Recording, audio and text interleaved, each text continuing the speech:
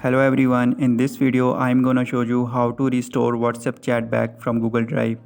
So this is very simple method, just follow these steps. First of all, we need to check our WhatsApp version is updated or not. So how to check?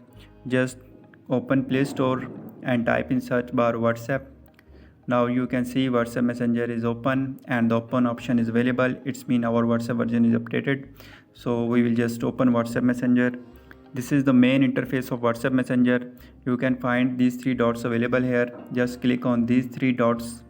You will find the setting option. Just click on setting option.